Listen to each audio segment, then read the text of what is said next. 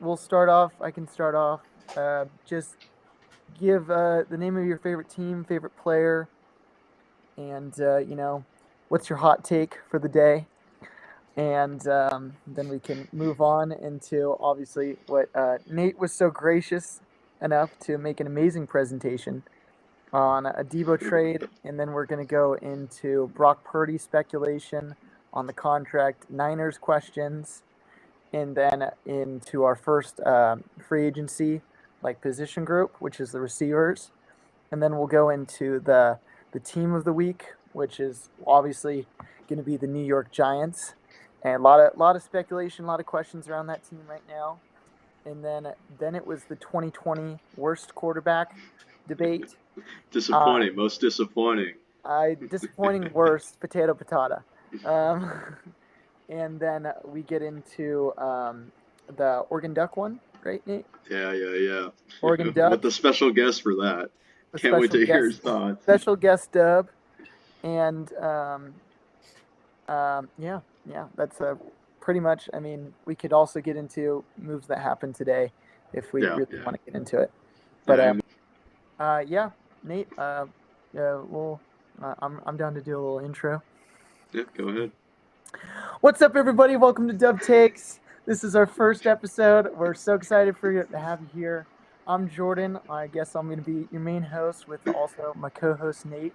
We got our two guest hosts also today, Willem and Aiden, and we're all going to go through and do a little bit of an introduction. Hi, my name's Jordan. I love the Pittsburgh Steelers. My favorite player is TJ Watt. And my hot take is that Charvarius Ward is being a bit of a bum right now for not wanting to stay in California. And I completely understand with the sad passing of his daughter, but he should stay with the Niners, man. He should stay with the Niners. Nate, take it away. That's I don't know how I felt with that hot take. I'm Nate. I'm a Niners fan. Is it player of all time or player right now? Yeah, player, just player, man. All time? Alex Smith. Alex Smith's my QB. That's my quarterback. Better than my hot take. Crazy. After that, okay. My hot take would be, I think the Bengals Super Bowl game was a fluke. Oh, okay. That they never should have made it. Okay. I'm Willem. You can call me Dub. I'm a Bengals fan, so I'm going to take a little bit of offense at what Nate just said. I'm also an aspiring Seahawks fan. I would say my two favorite players are Russell Wilson and Geno Smith. But I would also say that my hot take is Joe Burrow has been and is the best quarterback in the league. Wow, a little bit of a cold take. I'm Aiden. You can tell by the hoodie. I'm a Niners fan. Favorite player, though, unfortunately, not Deebo Samuel anymore. It's probably Monroe St. Brown. Shout out to Eli. My cousin Eli, he would know if you're watching this. I don't know how you found our channel. Share it with him, man.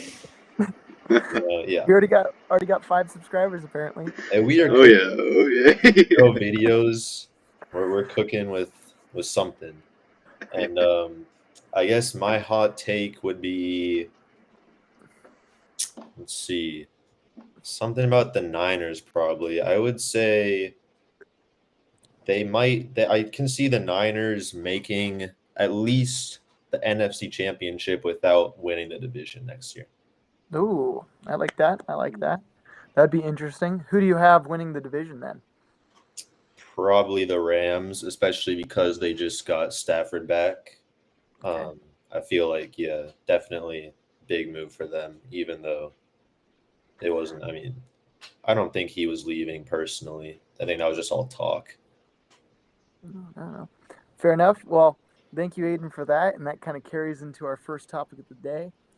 Deebo Samuel, guys, obviously got traded to the Washington Commanders this week. We have some varying opinions across this group of Deebo Samuel as a player. And, Nate, you want to dive into this first? Yeah, I mean, you saw my script. I won't speak on Deebo as a player or his attitude and his behavior on the team. There's a quick slide dedicated to it, and we'll get to it then. But like it's hurtful. This is one of the Niners of the 2020s, and now he's gone. Um, I'm wishing nothing but the best for him, as you can see in this little graphic right here. He clearly loved the team, but I don't know how much he was loved by the team, if that makes sense. Like he says he only knew JJ a little bit. He didn't really get to know Ricky and Jacob, and that's 3 of our 5 rostered receivers right now. So I don't know how much of an impact he had on the team outside of that 2021 year. Yeah, I'd agree with that. He was always a player that I thought that was always a good gadget, but totally always saw the off the field issues. Never saw good leadership out of him. Never saw good leadership qualities. And obviously, you see with this quote right here, just talking exactly what Nate was just talking about. I knew JJ a bit from college. This is your teammate of what, 3 years? I'll give benefit of the doubt 3, but he's also wide receiver 3, Bro, and like crazy he's stuff. on the field with you. Yeah. Also, Blocking for you. I'm just going to go out and say it. This could also be another hot take. I thought Juwan Jennings was better the entire time. Like, I thought Juwan Jennings was a better route runner. Thought he was a better blocker. Thought he fit the system better. And obviously, I see which receiver stayed and got chosen to stay. So, that's just me. And no, I'd agree. I think it says something that Jawan got an extension before Deebo. Like, Yep. yeah, there was the whole contract negotiation drama, but like that's telling that he gets the contract first and then Deebo comes in. Yep. Ridiculous. Well, we're going to hop into the next one. It's a bit of an injury You risk, don't want to though. let Willem speak on that, or Aiden? Wait, our co-host. I mean, we could just jump into how much of a bum he is in a way. I mean, that's what I was really going to say, Jordan, is at the end of the day, like, he's just kind of fat and washed. And when you're playing with, like, a receiver core, like, I mean, I'm just looking at the San Francisco receiver core, and it just makes me think of a receiver core that doesn't work as opposed to a receiver core that does work. And, I have to be talking about the Cincinnati Bengals. Like, when compared with Jamar Chase, Boyd, and T. Higgins, like, what those guys have done for the organization and how they support each other, just their attitude difference is striking. And T. Higgins, where the Bengals are figuring out that situation right now, but just how much the fans care about him and his story, I think speaks to how much of a team player he really is. And for me, looking at this, Deebo was never that guy. And some people might say Deebo is better than Higgins. I'm not one of those people, but like, I don't think he was ever that guy personally, and I wish him luck on the Commanders. But for me, like, he ain't all that. That's fair. Aiden, you got anything to say if on I could just hop in here. I mean, sort of echoing what you guys were saying earlier. I mean, getting a little serious. I mean, Deebo was just obviously the energy guy. We see the same problem with Ayuk too, just being on the Niners as a run-first team, obviously. You just can't pay Ayuk and Deebo wide receiver 1 type money on a run-first scheme that Kyle likes to run and expect it to work like that. And obviously, you see all the injuries that happened last year, especially with McCaffrey. That's a big reason why we saw the Niners struggle, 6-11 this season. And I mean, obviously the uncontrollables with Deebo getting pneumonia, which stinks, obviously, but it's a part of the game, and it's just unfortunate to see that. And also something else, just last little bit here, being a captain on this team, I mean, that's a privilege that you get, like, given from whatever the other players that vote for you to be a captain or the coaches that vote for you to be a captain. You pretty much have to be a leader in the clubhouse, and Dio is kind of just off doing his own thing. And something else, which I might get on to later, possibly another episode, but we saw the same thing with Nick Bosa too. Just these captains that wear the C on their chests, just not really acting like captains. So it's definitely a lot of on-field issues as well as off the field. You know, these players, they seem like they're boys, but do they really have each other's back is the main question, and that seems to be unable to be answered. I completely agree. I think more than anything else, I think it finally got into the money thing with the Niners. Like, there's been one team in the past 15 years to make it with a top 5 paid receiver, and that was the 2019 Chiefs with Tyreek Hill. Like, you can't have multiple receivers on a team making 20 million plus. Ayuk got a crazy contract lost off season. They were already running out of money. It seemed like one guy had to go. And Deebo, obviously, after this season, felt like the odd man out. And they're shopping Ayuk too, I heard. I mean, if Yeah. I could Oh, yeah. interrupt you, but I just saw the other day they were shopping him. That's tweeted, man. I don't know what John Lynch is doing at the moment, but I just please figure it out. I think a third for Ayuk to the Steelers would be quite the tasty move. Well, I'm going to hop in real quick. I've got 2 points here. I don't know if you guys saw, but earlier today, Jed York said that he was going to comb through every free agent signing and then dictate how much money is spent on Niners free agents, which, yeah, after like you said, Aiden, wide receiver 1 money for a guy who, let's see, look at my stats right here, has 16 reported injuries and missed 18 out of 81 possible weeks. That's based on Draft Shark, so don't get mad at me. Like, he's never played a full season in his entire career. And, like, yeah, the pneumonia thing sucks. I'm not going to lie, I don't even know how you get pneumonia. So whatever he did, probably don't do that again. But bro got too cold, bro. Got too cold. Yeah, is that what it is? It's just cold? Yeah, I mean, yeah. Lung infection, lung disease. Lung infection. Yeah, that's what I thought. Yeah. But like, do that. Yeah, do that. Fluid in his lungs, bro. but no, you're right, and I think we're seeing this change in ownership now, not necessarily GM, kind of deciding what we spend money on now, especially after, hate to say no results in the past couple of years, because, you know, Super Bowl is meaningful, but like if you're not winning the game, not if you're losing, you're not winning it. Yeah, exactly. Not if Definitely you're losing. Like, a failed season, and also what you have to remember is 11 draft picks in the upcoming draft in April. So yeah, something to definitely think about along with free agency. I think Davante Adams, Joey Bosa are the 2 guys that are going after with this money. Like, that's just me. Adams has expressed multiple times that he's wanted to play in California, and we'll see what happens. Well, we'll see what happened to Cup, and then he could be a Ram if he really wanted to be. That would also make a lot of sense to me, too. Let's move past this bum, Deebo. Deebo. Just more. Look at it. Like, they're not loading. No. Like, there we go.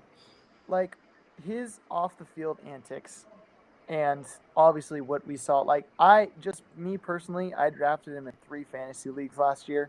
To my own detriment, I traded him after he did this to our boy, the long snapper, bro. How do you push a long snapper, bro? Dude, Taylor Pepper, bro. Moody is, like, not deserving of this hate, bro. Like, just absolutely disrespectful. And, like, he should have been traded during the season last year. Like, I'm surprised he lasted this long on the team. That's just me. But, Nate, I'm assuming next is going to be Purdy, right? Purdy? No, next is how Kyle Shanahan runs an offense. So, like, you got the Madden boys on the left. That is Deebo. Those are the routes he runs. And like, that's all he can do. I agree, and I'm just going to say, I think that if we were to see one receiver have the biggest fall off going into this next year, I could easily see it being Deebo Samuel. Like, I think he could have also been a big product of this Niners system.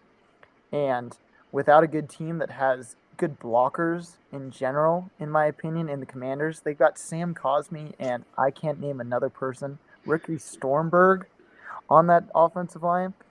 Like, this is just a very differently run team. I think Deebo's going to get, like, more catches and more pass attempts. Guy had one of the highest drop rates in the NFL last year and had a bunch of big drops. I'm remembering the Vikings game specifically, where it just felt like we finally needed to rely on him in a game, and just did not work. Just did not work. And I agree. Those are some Deebo plays right there. Obviously, some Deebo plays right Absolutely. And I mean, part of it, what I hear is also the scheme that Kyle draws up. Yep. Obviously, we see Deebo and his separation numbers too, but most of it is because Kyle either has him running a screen, which isn't even a route, and in cut every time. And so when the DB knows what's coming and you're pretty much lining up against a running back for the most part, it's easy to run the route for Deebo as a defensive back, and all you have to worry about is him not catching the ball, which he did significantly this year, even though he's not struggling at all and just needs the ball. Still had tons of drops, which is just, something that you should not see out of a $20+ million guy. Exactly. That's ridiculous. That's ridiculous. Like Willem wouldn't be dropping those balls. Like no, not on Sundays. Not on Sundays. Not on Sundays, Not on man. Sundays. I think you also, I mean, to your guys' point, you got to put some of the blame on Kyle. Like, I mean, how many Super Bowls is this now? 2, 3? Lost 3. Are we counting Atlanta too? I always counted Atlanta too. What fell apart hurt of the offense or the defense of that game? You don't score a single point in the second half. That's just me. And we were talking about Deebo's team attitude, but when you have all this hype, right? All this hype around you and being this brilliant offensive mind, and like you go get this done, and there's just all this hype. Like when I've been watching these last couple of Super Bowls and even some Niners games with y'all, like I don't see the team like getting super into it. Like Shanahan, he doesn't always have the confidence on the sideline, and maybe that's what rubbed off on Deebo. Like I think really at the end of the day, like as talented as Shanahan is and may be, like you need to cultivate that sense of belief and confidence in your team. And when you don't, and you're the center of that team, I do think it affects how your team plays, no matter how talented they are. No, I'd agree. Yeah. I wrote this in my script real quick. I'll make this quick, Jordan. You're good, but yeah, like how Shanahan has an offense is you zone in on one player for the week, and that's your player. That's why Kittle will be, 300 yards, 2 touchdowns, 4 catches. Yeah, and then he's 2 receptions for 3 yards the next game. Like, that's just how we are. And we like the versatile players like Kittle, who's a 6th lineman, if you think about it, and just an absolute animal on run block, which I don't know if you could play that video, but that's the Aiden Hutchinson. Oh, yeah, thing. Dude, yeah. He's destroying prime Aiden Hutchinson before injury. Like, name one other guy that can do that. O-lineman can't do that.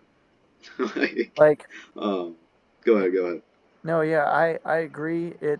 I'm really interested to see how Kingsbury actually uses him, and obviously, very college-style offense Kingsbury still uses, and we're probably going to see a lot different route combinations from Deebo. I'm assuming he's going to be the main guy in a lot of receiver screens still, but I could definitely see him actually getting some more work downfield. Since I remember really the only deep play I remember him, it was a bit of a lucky play, but it was that Seahawks touchdown for 80 yards, and it was a good adjustment on the pass from him. But he just ran one of the most basic fades all year, and then got a catch, broke past 2 guys, and then ran it in for an 80-yard touchdown. That was the most Deebo play, except for that Dolphins game, that I saw all year, and it just doesn't seem like he's got that twitch to him anymore, unless he's getting lucky on a play, and that's kind of where I'm interested to see if he gets, like Willem said, in better shape, and he stops being kind of that fat slob he kind of came off as last year.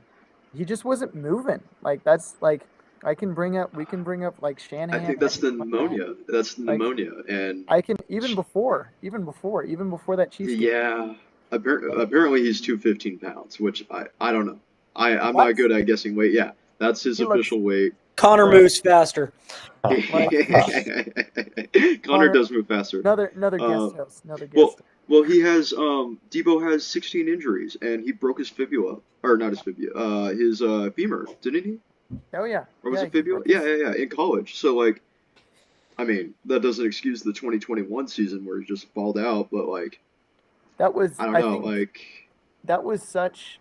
The wear and tear, I think, finally is just starting to add up, and it's like that's where football is really hard to recover from. yeah, but he Is basically sat his rookie season though, which is why it's like, nah, where's this wear and tear from? He played, he definitely played. he Don't get me played. wrong. He played. I would say he played, but I think you're underrepresenting. I feel like I could totally be wrong on this. This is almost like 200 more than 200 touches at receiver I have no clue. overall in that Yeah, 21 season. I know he yeah. had like He couple had a almost thousand something yards. Yeah, yeah, it's at least I think 1,500 total, and yeah, a lot was running yards too. It was at least yeah, six, yeah, yeah. and dude, he was getting hit a lot, like No, yeah, no doubt on the run a plays, lot. but like the receiving plays, I just like a lot Yeah, of the times he's just running out there to run, yeah, and he's not really doing much. that's And that why was you even know. before now. Like, so I don't. I hear you wear and tear, but I don't know. I just don't know. Maybe he never had the wear. Yeah, Like, he was already torn. It I was think already so. I mean, I would say it's sort of wear and tear because in that wide back season, like we just said, I believe he had at least 1,000 receiving yards, 1,700 scrimmage yards. I'm not sure if that includes playoffs, but to that point, like including playoffs is like 20 some games. And fuck my the, bad, Devo. the other 14. example I would use would be McCaffrey Yeah. 2 years ago. Kyle does the same thing with all the stars, and McCaffrey's first full season, he's over 300, possibly 400 touches for the whole season, and he missed the start of last season. He missed um, preseason, and we thought, okay, he'll be back for week one. He's out for week one, then week two, then week three, and we're just like, okay, what is happening? And at that point, we were just saying, shut him down for the whole year, or not the whole year, but for the regular season. And so he'll be ready for the playoffs. And then obviously we saw what happened in that Bills game. The first time he was as close to 100% as I think he was all season. And, obviously being in the snow might have played a factor, but he was Not a close to ton, breaking yeah. off that big run play. And then one of those DBs hit him and he just injured himself again. And I believe that was part of the wear and tear from last year as well, just caught Yeah. up to McCaffrey. Yeah, that play since where he actually got taken out was he just like he was just running and then just slid. Like I was Yeah. watching the game, he just slid in the snow and was just done. And that's what Achilles tendonitis kind of does, and I feel really really bad. But that's the brutal part about football is that it's not like other sports where you can kind of change your role in a way unless you're playing quarterback. If you're a receiver or you're a running back and you're expected to take on this workload every single year, like I don't know, it's really Especially in the hard. Shanahan system, Oh yeah, dude. Since 100%. anybody's a running back in Because Shanahan. we saw Jordan Mason after week one against the Jets, 30 carries, I think, Oh or yeah. at least pretty close. And he's like, wow, I don't know how McCaffrey did this every week. And it's just a testament to Kyle, just, not to put all the blame on him, but he's just wearing his starters down. And even in games where you have the ball game secure, he still keeps McCaffrey out there in a 2-3 possession game with 5 minutes left in the fourth. And it's like, dude, that's not really that necessary. You got to save this guy for next week. You'll still get your 35 run plays, that you want each week. Yeah. Okay. Let's.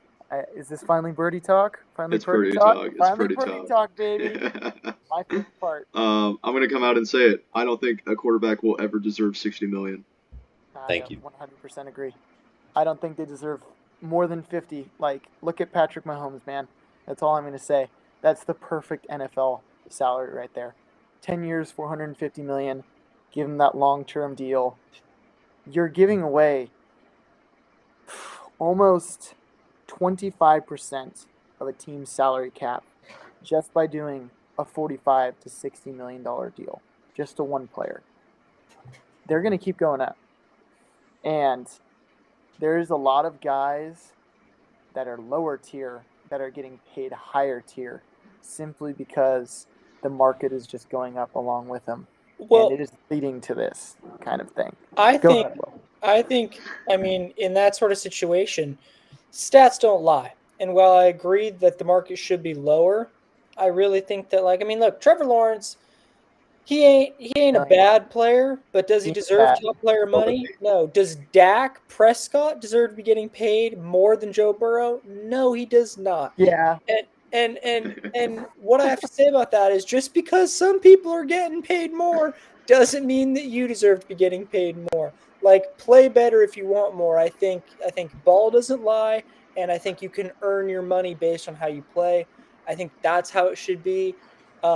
In that specific instance, I do think that, like, a quarterback such as Joe Burrow, especially given the season he's had, yes, there have been injuries. When you put the franchise on your back and you are the reason that your team is successful, I think that you have the power to dictate a little bit of your salary. no playoffs though. I mean, going back to the salary cap, though, I mean, with the salary cap, it's definitely a problem because unlike baseball and MLB, what we see, there is no salary cap. So Yep. teams can spend possibly billions of dollars in one off season like we've seen before and just get away with it. But in NFL, someone has to relay to Brock, if they haven't already, that if he takes this much of the salary cap each year, he won't be able to have as many weapons as he's had before. So, in terms of Brock, I believe he wants to eventually win the Super Bowl.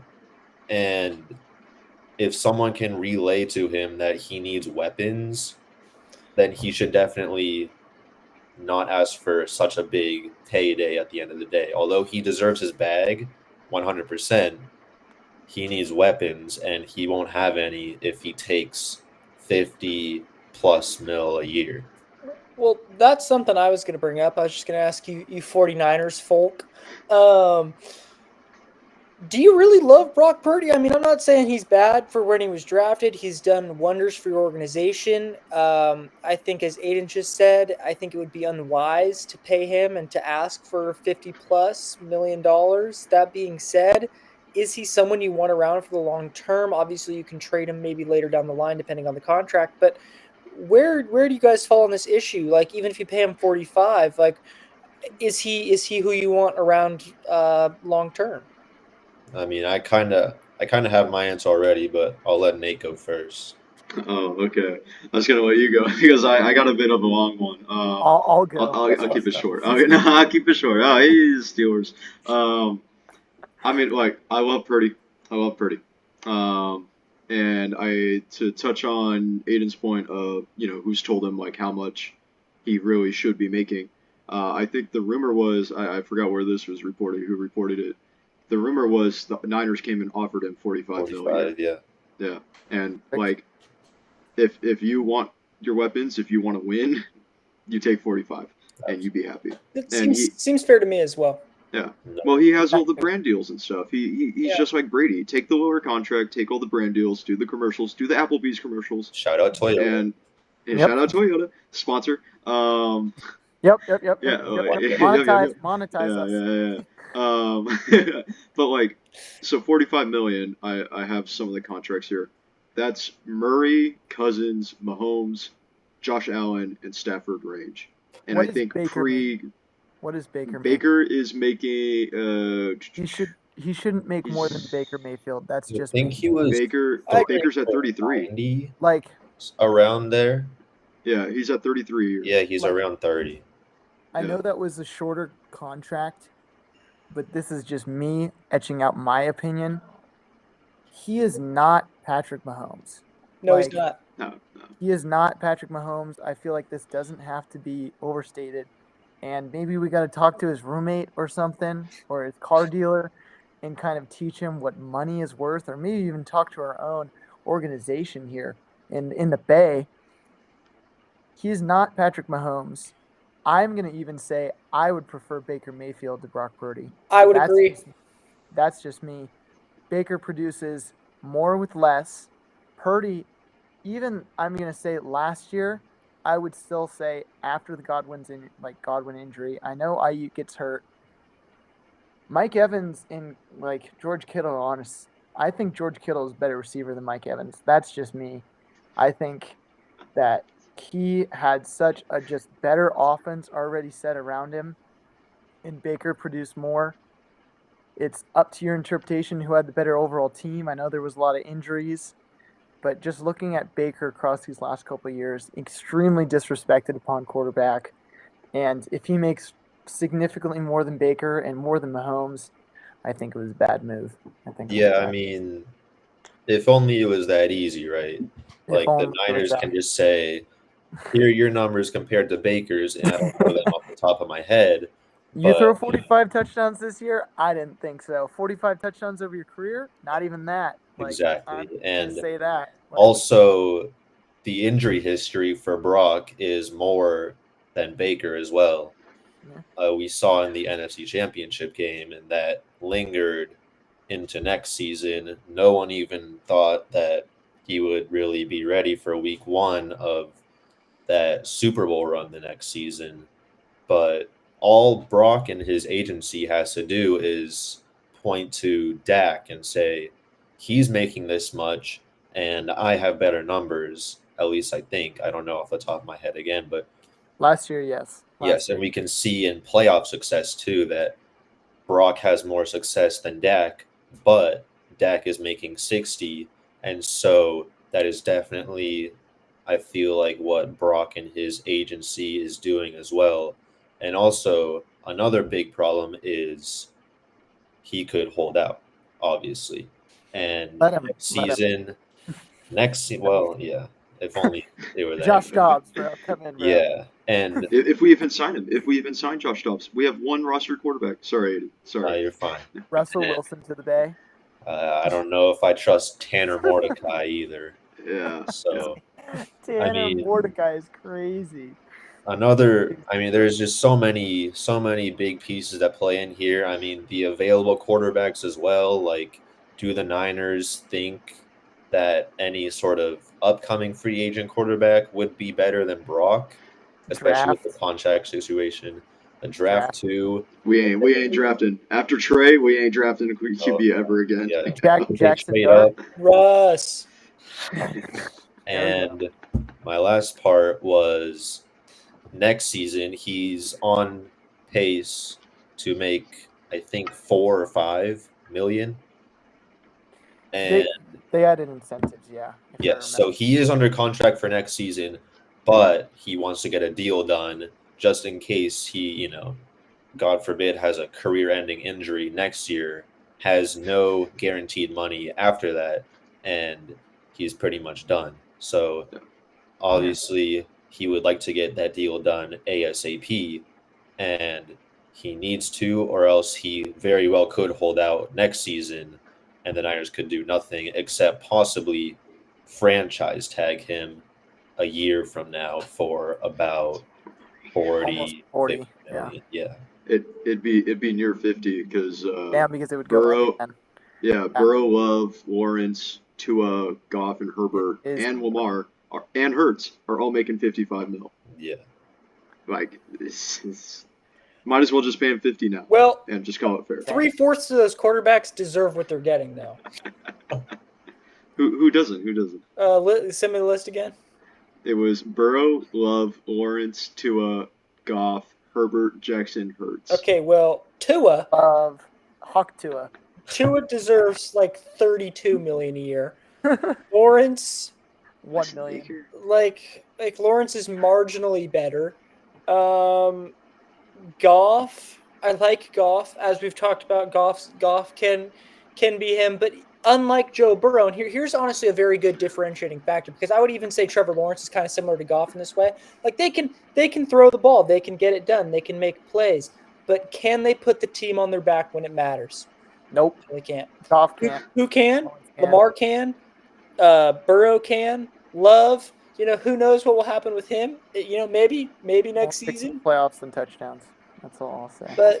But I don't know, and I really think that it's plain and simple for everyone to see. I don't know how these general managers, how these teams, how these franchises, like where all this debate comes in. Like, this is the money you're worth, take it or leave it. And if you don't want it, then walk. Like, I'm not.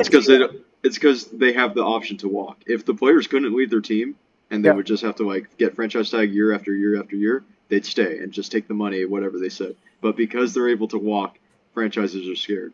But honestly, if he's asking for anything, if he's asking for 60 mil, let him walk. Let another team make that mistake. Yeah, that's a Bears move. I don't think a team would. How did Jerry get duped into paying Dak 60? Like, let him walk. Like, oh my gosh. Dak did have his MVP year. I think this is 22. And even going into 23 was having pretty insane years throwing the ball. But he did have an insane receiver core. But he's horrible. Dak's only saving grace is that he has a house in Oregon. That's the only thing that makes him like. I didn't even know that. That's a crazy one. Yeah, he lives in Lake O. But that's besides the point. Like you can put what quarterback do you put in his position and Cooper Rush? Cooper Rush. Oh, Trey Lance. And hey, let it happen. Trey area. Trey for the Bay. They put in Cooper Rush and he performed the same stats. Yeah. The same outcome. Yeah. I still think for $58 million less. Nothing.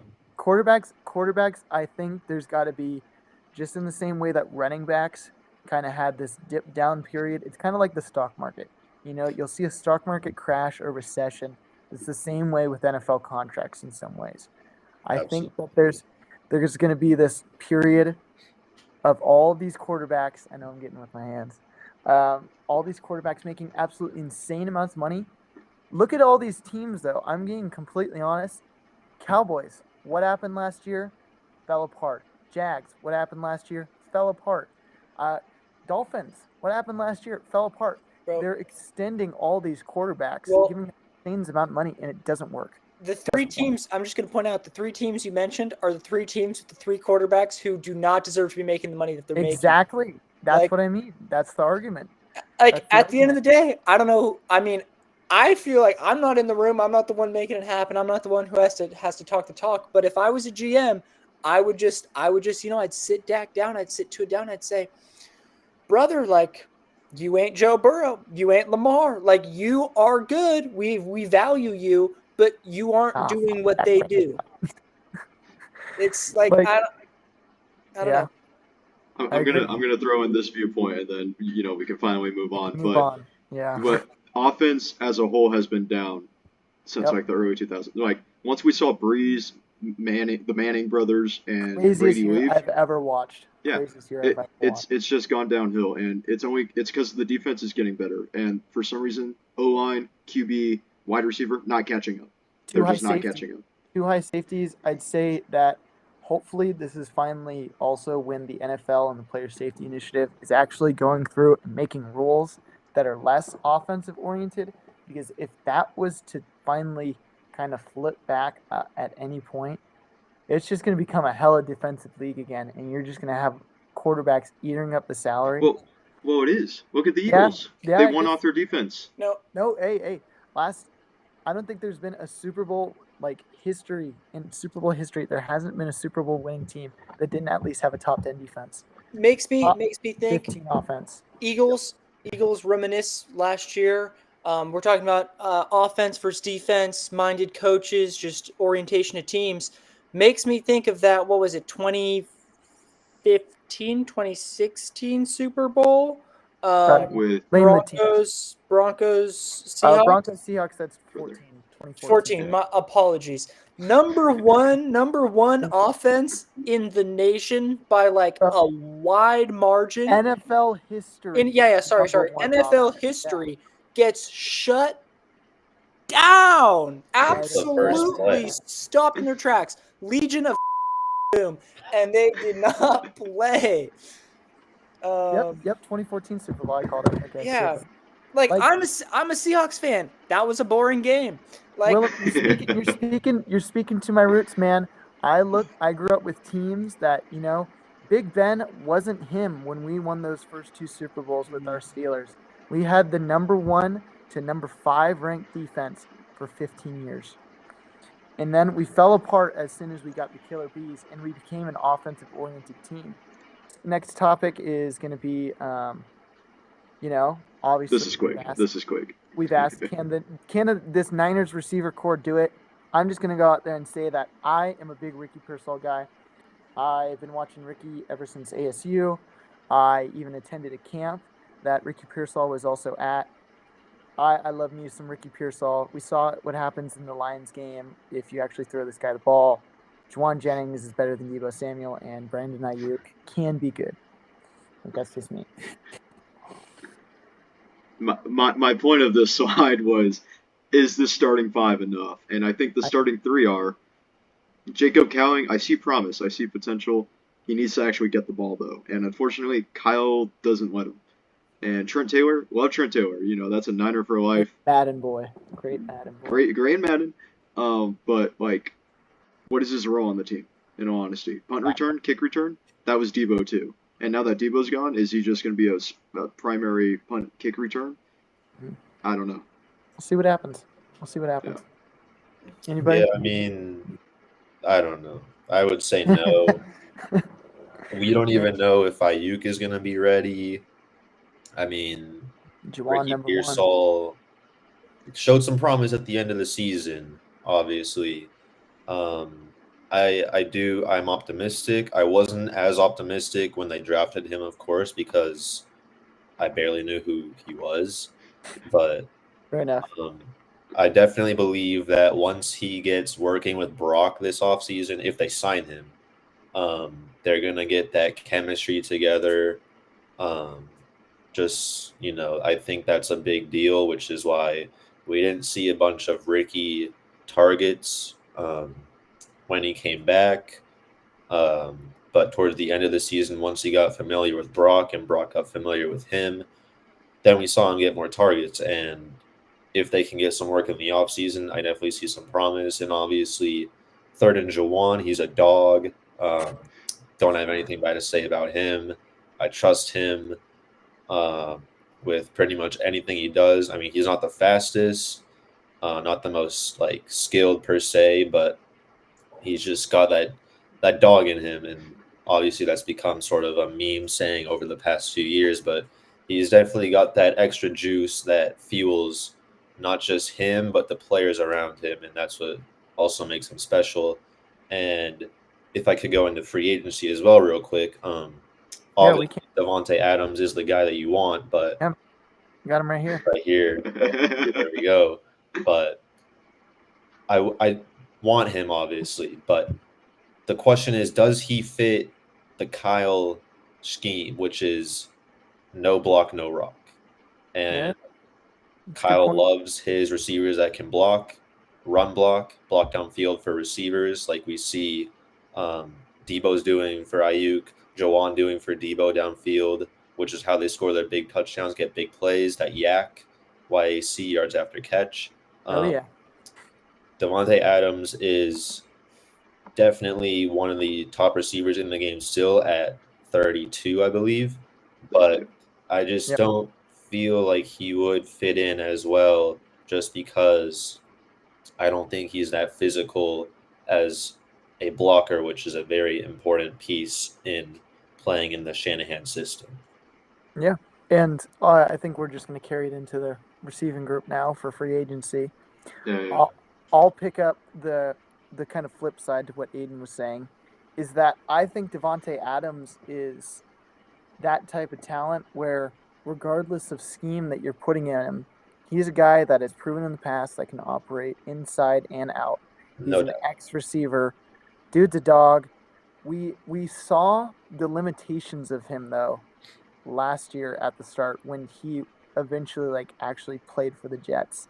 I was very hyped during that Steelers-Jets game because he didn't do anything against us.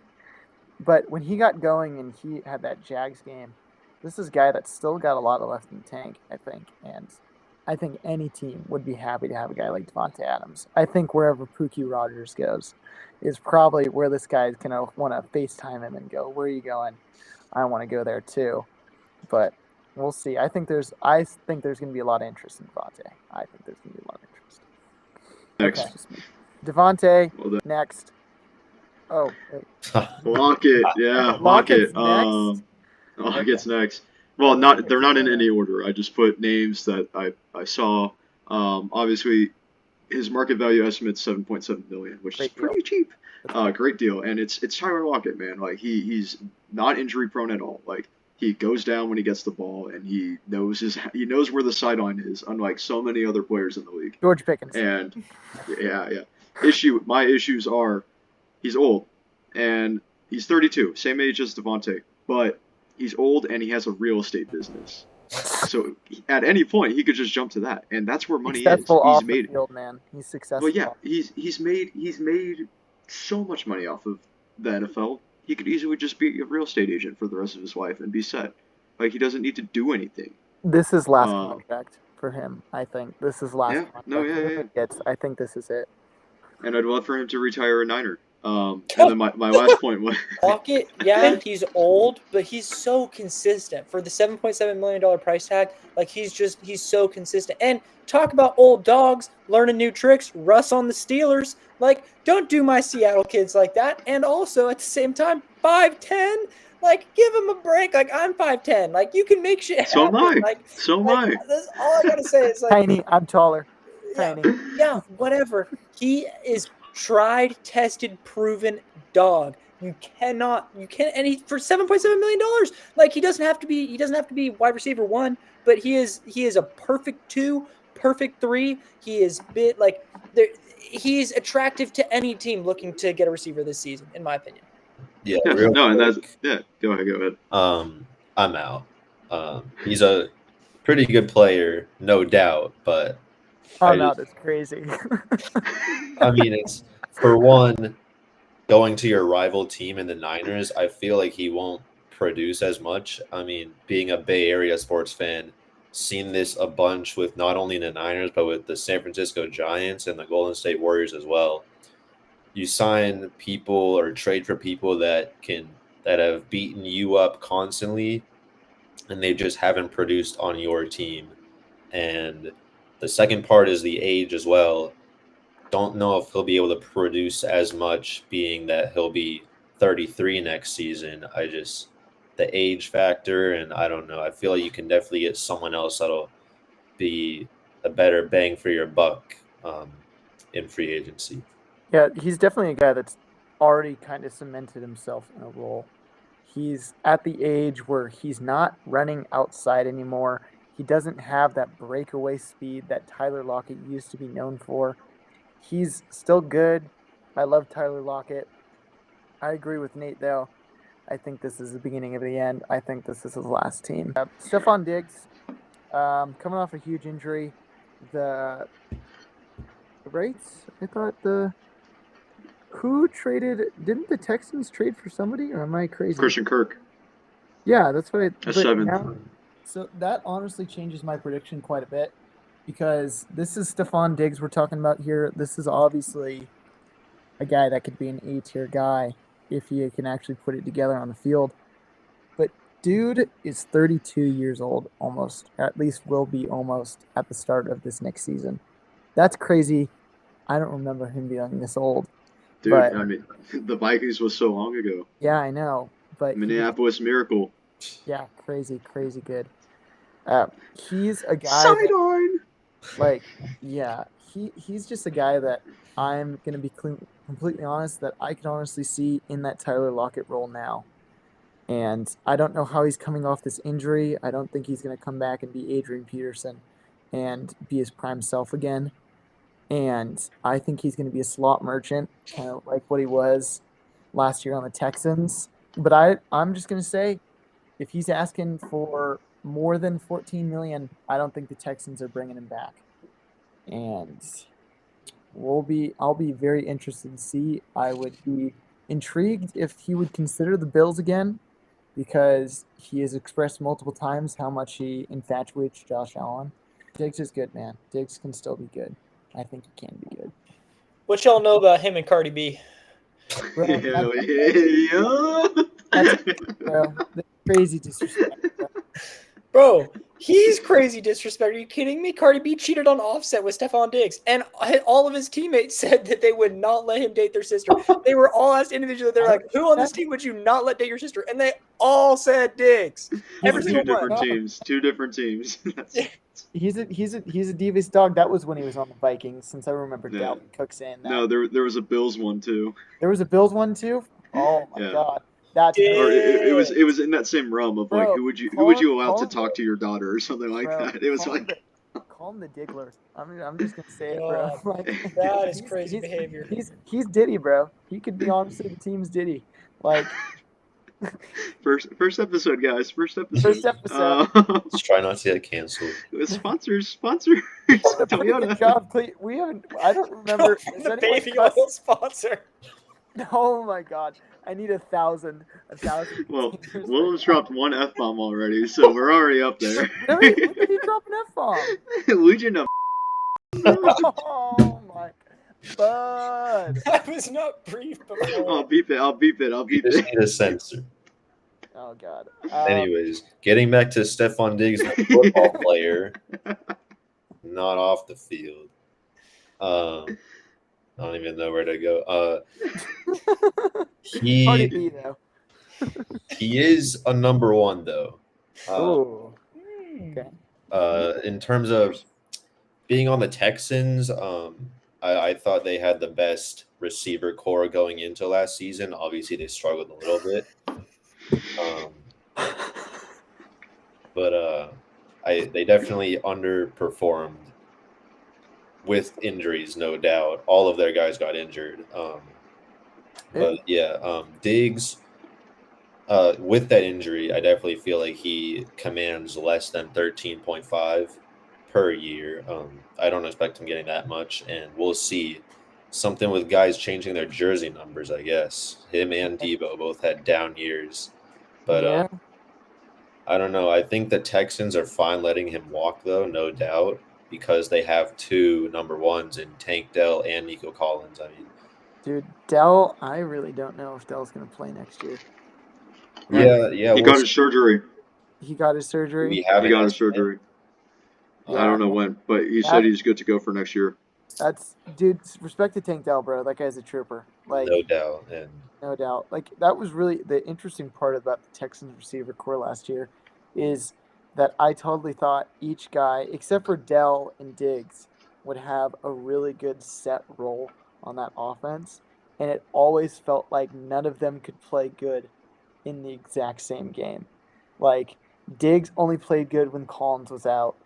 Dell only excelled when both of them were out, and Collins kind of is that top dog. But like, I don't know really what teams, like other than me joking, would go after Diggs in this kind of sense, since he's just got such a crazy ego on him, man.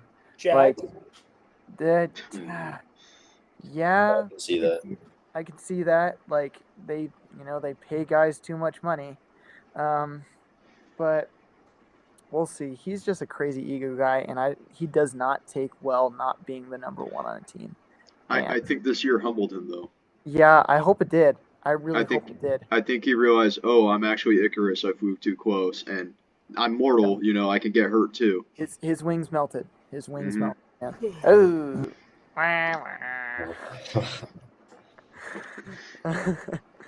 Keenan Allen. It's my baby boy right here. Keenan Allen. Yeah. Are you gonna come into the season weighing 240? That's my only question. If not, he can still be good. He is what, 32? 32 right now. Gonna be 33 at the start of the year. Old guy. I think I can't say that he's washed, because that entire Bears team looked washed last year. Washed in a lot of ways. Even Caleb as a rookie. Caleb, it was just a very uncomfortable situation. I don't know how Keenan Allen honestly took it last year. Like, is he taking this? Ben Johnson coming to the Bears is honestly such a huge move, and that I think is going to attract a bunch of free agents. Like, they're already bringing in Joe Tooney, and that's, in my opinion, one of the best O linemen in football. Like, this team wants to compete in this division, but no matter what they do, are they really better than the Packers? Are they really better than the Lions? And are they really better than the Vikings? Because if so, that is just guaranteeing you're missing the playoffs next year. And I don't think he returns. I don't think he returns. I had Lions, him. don't think I he had him on returns. fantasy last year. Yeah. Had 5 games, over 20 points. So Yeah. like, But what about the other games? It's not great. I mean, he did miss 3 games. So There's there is still- something there. Maybe age, maybe injury. I don't quite remember what the exact reasons were. Yep. Other than that, he was pretty solidly around the 7-8 point range. Not great by any means, but like he can still be solid, man. he Like can still do something. Like I can see him being a number 3 somewhere. You know, I don't know where needs a number 3 exactly, but which is it's he crazy how much he fell off. Like in yeah. money. I Since mean, oh, go ahead. yeah, you're good, man. Yeah, you can go. I was just gonna relate this back to my Tyler Lockett point, just being on the same team, the Chargers, for so long, then coming to the Bears, having high expectations. This feels a little different though, just because the Hard Knocks thing. Seeing the Bears on Hard Knocks just got me more familiar with them because other than that, I haven't cared about them ever. Only when they beat the Niners, then I hated them even more. Yeah. Dante Pettis. Oh yeah, Justin Fields. Niner of all time. But getting back to Keenan, I mean, I definitely feel like the Bears should focus on re-signing him for a 1 year, just because they're bringing in Ben Johnson, and See I what happens. feel like Keenan definitely wants to stay. I mean, we saw Keenan Allen at Caleb Williams' pro day, so I definitely feel like he wouldn't have shown up to that if he didn't care about his teammates or the Bears organization, because that's definitely something that you don't see a whole lot going to some guy's pro day, and it shows that he cares. And because you're bringing in supposedly better coaching, I mean, we'll see. Johnson's obviously been a proven offensive guy, but we'll see what happens as a head coach, as he's never really done that before. But if they can bring back Keenan on a 1 year, hopefully he'll be able to produce. I obviously didn't expect him to put up big numbers last season in his first season with the Bears, but I didn't expect him to be as bad as he actually was. So I definitely feel like re-signing him would definitely be fine for him and Caleb, just solidifying your veteran receiver that is familiar with the game. That'll help him out significantly. They definitely have a good rapport. They have a good rapport, him and Caleb. Quick question. So who y'all taking, Tyler Lockett or Keenan Allen? Oh, Keenan Allen. Like, that's just me. Keenan Yeah, Allen. I would have to agree. Like Keenan Allen, like, just simply, they're both, I'd say, similar. Keenan Allen can still play on the outside, and that kind of just changes how you evaluate a receiver. And Tyler Lockett is really great when I'm looking back on a player. But, dude, he can only catch the ball and drop to the ground. Like, I'm sorry. You can miss me with that type of player now. But sometimes Like, that's all you need. Yeah. Sometimes that's all you need. Sometimes that's all you need. That's what I Jennings agree with does. that. That's Jennings' whole MO. And then now he's Jennings been is added after to the more. catch, bro. Jennings can That go too, after the yes, catch. now. But Keenan can do both. Keenan's always been a good possession guy. Like, bro, he had what you call it? What's the X factor in Madden? Not rack him up. yak me up or whatever. No. Like Yak the him up. security one. The security one. Oh, the possession. Yeah, the possession one, bro. Yeah, Like, I this has forget always what it been, was. dude. You throw Keenan Allen the ball, bro. He's gonna go make a play on it in the way that Tyler Lockett really can't nowadays. Like Tyler's got to be open to be able to make a play. Yes. Like Keenan can go up and catch a ball still, and that's sad to see with Lockett since he could get up there, but 5'10", you got to be able to still bounce if you're 5'10", and he's just gotten old, man. He's just gotten old. And Keenan's a 1. We've seen Yeah, Keenan Allen at the 1 Oh wide yeah, receiver 1 position, and Lockett has 4 mostly been a catches. 2 for the most part, especially with Metcalf. He's just been the second guy that's been able to produce because he doesn't have, the number 1 corner on him the whole game. Fair enough. Okay, let's go into the next guy. We got Chris Godwin. I love Chris Godwin. This is just me. I think he's the best free agent receiver now. It's either him or Adams, since T. Higgins is awfully. Or Metcalf. Well, yeah. But Trade. it's trade guy. So they release him. Godwin's amazing, and yeah, dude can just flat out ball out, and yeah. Oh my God, sorry. The production. He can ball out, man. He can ball out. Yeah, I think it's showing that. I'll be back in a second. Well, okay, all right then, all right. No, I'll just go. I think it says something that they didn't franchise tag him by the due date, and that they both sides agreed, the Bucks and Godwin agreed to push it back to March 12th, which is the last day you can cut someone. So we very well could see a Lockett new contract extension in the next 5 days. We could also see him getting cut. Maybe, I don't know. We'll see what ends up happening. I'm a fan of Godwin. I think he's great, and we saw him with Tom Brady. We saw him with Baker. He produces with both. So he seems like a buck for life type of player. Yeah, he seems like a buck for life, but does he want to be a buck for life? I think his wife posted some stuff in the past about like some bad treatment or something like that. There was something with his wife and the Bucks team. It was when they were renegotiating, I think. Yeah. You're right. So I don't, a bad taste in her mouth could be a bad taste in his mouth too. I don't know. Don't do that. I mean, yeah, no doubt. He's definitely, if not a 1, he's a 1A, 1B type deal with Mike Evans.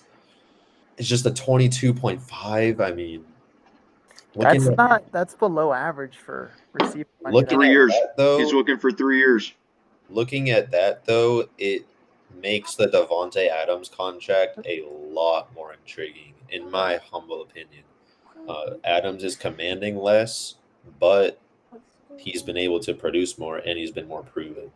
So, although I guess you could say Godwin is younger, it's just unfortunately he's also injury prone as well. So I'm not sure how much I trust that, especially if the Niners were to sign him. You're pretty much coming to an injury prone organization. And so it's definitely, Godwin is a good player, but I don't know if I trust him on the Niners per se. Yeah, he's a guy that, like, if he didn't get hurt, man, he would have been asking for near $30 million. Like, the way he was playing before, bro, he was easily number 2 in the season. Dude, he was just catching the ball nonstop, making big plays. That Saints game, he had a monster game. But a dislocated ankle and the damage he did to his ankle was pretty bad, man. Like, that was a pretty bad hit. Pretty bad. 10 weeks. 10 weeks. Yeah, like, it's... That's so Niners-esque. And that's why it's like, if the money works out and, it's like, oh, who do we want, Adams or Chris Godwin? Oh, dude, Godwin, bro. I'm going to take Godwin. I'm going to take Godwin, too. But get away, Rodgers. Like... Yeah. What if Roger? You can't overpay for an injury-prone guy like Godwin. Yeah. We overpaid for Deebo, though.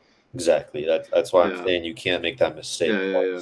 Well, and that's why I hope York is on everyone's case now, and just tells the team, hey, I'm willing to spend this much, maybe this much, but you got to prove why he deserves that much. 100%. And Will, I don't know if you want to add anything, but just I got nothing. All right. I'll throw in this. It's the responsibility of a coach to advocate for your players, not decide their contracts for your players. That's your agent job. That's fair. And unfortunately, Show me the money. there's this twisting now where the coaches think they're agents, and you'll see a guy like Ben Johnson say, "Yeah, you should pay this guy a bunch of money for one season of production." I don't know. Yeah, it's definitely really interesting. Again, we'll just have to see about the money, and I'm not sure where the Niners rank in terms of salary cap, but I do know somehow they have quite a bit of money to spend, and so I understand Godwin is a guy you can go out and get, but I don't know if getting a bunch of guys that are a little less better or not, a little less better than Godwin, but getting more bodies in the room is something you really have to debate here. Would you take more guys for same amount of money for Godwin, or just Godwin, one player on a pretty large contract?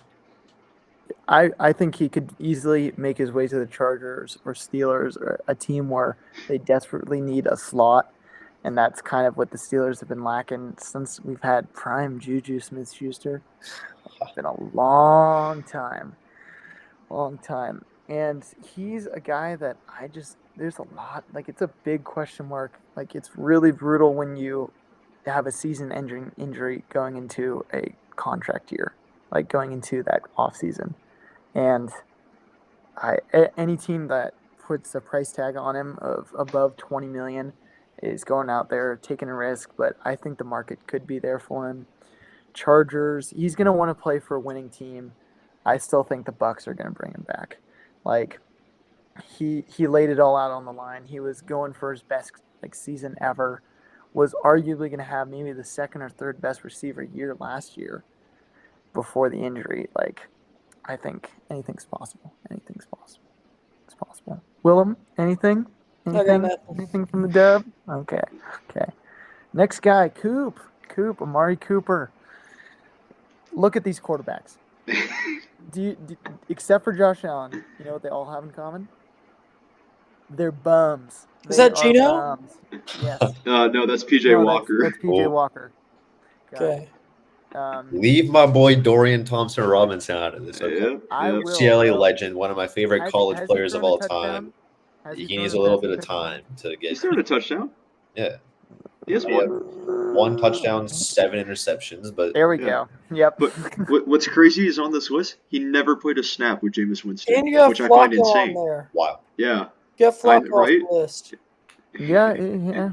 Well, no, this is just all of his quarterbacks his entire career. He played pretty well with Flacco, actually. He's been on what? Raiders, Cowboys, Browns, Bills. 4 teams, and he's had this many quarterbacks. He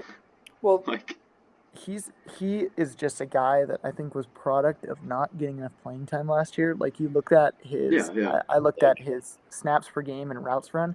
Dude was barely clocking 20 or 30 per game, which is crazy. And Cleveland. Sorry. Yeah. On the Bills. But before in Cleveland, dude showed he was still a baller. Still a baller. In Cleveland, he went 250 yards, 2 touchdowns, 24 receptions on 53 targets. Now, again, look at his quarterbacks thrown to him. That's a lot of targets. We don't know if they're actually hitting. Exactly. He didn't have that high of a drop rate, though. It was less than 3%. It was pretty good still. On the Bills last year after getting traded, 297 yards, 2 touchdowns, 20 receptions off of 32 targets. Didn't get past the ball, man. Yeah, well, and even when he did, he produced more than he did for the Cleveland. His I remember his first game, I was going okay, this guy's gonna get maybe 10 routes. He goes out and gets a touchdown right away, first or second drive he was playing. Dude, still baller. $14 million is a lot of money, man. That's a lot of money. But you could argue that he doesn't deserve it by stats, but what's the guy on the Rams that just got re-signed? Tutu Atwell. Yeah, Tutu Atwell just got $10 million. Yeah. Tutu Atwell just got $10 million, and he's a gadget. like he's a gadget return man. Like Amari Cooper deserves good money. Like Amari No Cooper doubt. deserves good money. And He's that guy. I just think it's really interesting that being on the Bills, Josh Allen is the best quarterback he's played with, but the Didn't perform production that for well. Cooper has been about as low as we've seen in his career.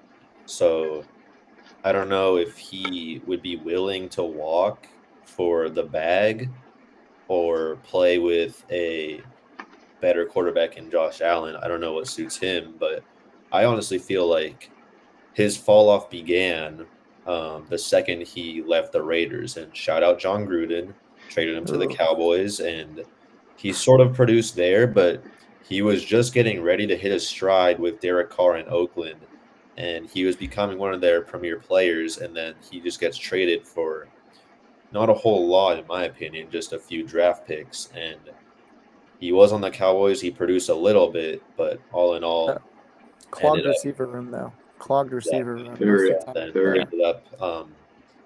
he ended up going to the Browns, and now obviously we see him with the Bills, and now being a free agent, and we'll see. I mean, Will, would you like him to go to the Seahawks, commanding $14 million, especially with possibly losing 2 receivers? I mean, is this a guy Who's that the quarterback for the Sam Seahawks, Howell. man? Sam Howell, QB. Sam, so I was just talking to Oh. the CG himself, Bubba Man, Bubba, earlier, of course, Bubba. and we were having this little talk. We were like, well, who's going to be the starting quarterback in that Seattle room? Sam Howell, maybe. Did We'll bring see back if they Lockett? draft or trade for somebody. Who knows? It really seems like they are in a more complete rebuild type of situation. Yeah, offload a lot of guys this offseason. Yeah, offloaded a lot of guys this offseason. I would be happy seeing him in Seattle. I really would. I think it's really kind of confusing up there right now, and they're still figuring their stuff out. But Amari Cooper, tried, tested. I'm sure he'd be a great addition to whatever team they're able to put together up there. I'm just going to say it because obviously the Raiders connections, and if they can actually clear the cap, I think him on the Saints, and that being an open division, and him and Olave, I think that would just be a mean pairing. Him and Carr back together? ? They played for a year together, or was that right? They were definitely teammates. Yeah, they would have been teammates at one point. Yeah, Like, I don't know the years exactly, but he's another. There's a lot of guys in this free agency that aren't ones anymore, but are definitely stable twos. Like a lot of stable twos, and I think he fits. He's that middleman. He's right there. If anything, also certified veterans that are just providing leadership and can also help give some tips to the younger guys as well in the locker room, which also plays a pretty big role in the future of your team as well. And that's what kind of leads us into our next guy, who is, I would say, the exact opposite of consistent. Mike Williams. The bane of my existence on the Steelers last year, when I thought that he was going to be a guy that would come in and at least do something. And he disappointed me thoroughly. And he has not looked the same post that injury. I didn't think he was all that amazing of a receiver. Kind of, all he does is jump up for the ball and can't run anything else. But I'm just going to say, look at this picture on the top right of that pass from Aaron Rodgers, and I'm going to say that sums up his season, though. He needs a good quarterback to be successful, simply because he needs a guy that can drop it into the bucket. And that just wasn't there last year. A-Rod was not there. Russell, not to him at least. Maybe on a couple. This is the route he slipped on. Yeah. Yeah. Slipped on, I'd say slipped on, but also, what is that ball? Like, was not in the right place for that ball too. Desperation. Rodgers. I'm going to say I think a lot of this falls on him at the end of the day. Yep. Russ, my glorious king, dangerous. I think that he was able to make connections with other Steelers receivers. Calvin Austin dropped in the bucket, did a great job. I would say both he and Pickens outperformed. And I do like Pickens, but Russ's deep balls to Calvin Austin hit different. That's just all I have to say. So. Yeah, I don't really have a lot to say on Mike Will either. I mean, very forgettable Steeler, forgettable Jet. I don't know. I mean, similar to Deontay Johnson last year, a very forgettable Texan, also Raven, also Carolina Panther. Forgettable player. Exactly. Yeah, I think both these guys are just about done. I feel like Mike Williams might get a 1-year deal to any team, honestly. I could see any team going after him. And after that, I don't expect him to do a whole lot, and that very well could be the end of him, honestly. This needs to be a rebirth year for him, and if not, he's done. No doubt. Bro, toast. Nate, anything to add? Mike Williams is a little bit of a blank page. Yeah, I mean, just the ACL injury. He said that was the reason they had to fall out. Him and Rodgers had to fall out on routes and just the philosophy of the offense that he just couldn't be where Rodgers wanted him. And if you know Rodgers, you know he doesn't really stick to the script, have a playbook. It's kind of, hey, I'm going to call this play because I think it'll work. Green 18. Yeah. Perk Rodgers, bro. Perk Rodgers. Perk Rodgers. Yeah, so I think Mike Williams has quarter tank left. I think he can play a year and get some receptions. I don't know if he's going to get touchdowns. I don't know if he's going to break 400 yards. But I think he can be on a team, start for them for a couple games, and then just kind of go into that veteran spot where he's like, yeah, it's time for this third-round pick to take my place. Yep. And that kind of leads us into another guy in that role, kind of Brandin Cooks. Used to be Mr. kind of opposite of Williams. The Archer. Which, yeah, Mr. Consistent, bro. Put up his first 7 years, consistent 1,000 receiver every single year. This is a guy that doesn't matter who it is at quarterback, just is there, man. Like, just a dog. And I didn't like the move to the Cowboys. I didn't like it.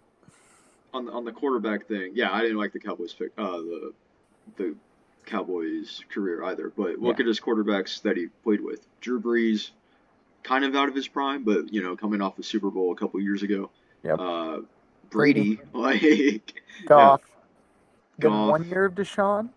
I think 1 year of Deshaun, and then into 2021 Davis Mills. Yes, Davis Mills, Stanford. It is Davis Mills. God, bro. Davis Mills is pretty good though, and you guys hate on him all you want. Davis Mills is pretty good. Oh, Nate. Oh, Willem. Doing Gabriel. Can't wait. Davis Mills, no, hey.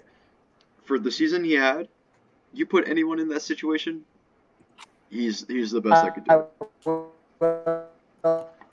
Uh-oh. Lag. Yeah, uh-oh. Always. If you're not playing, it's okay. I got you back. Nate? Yeah?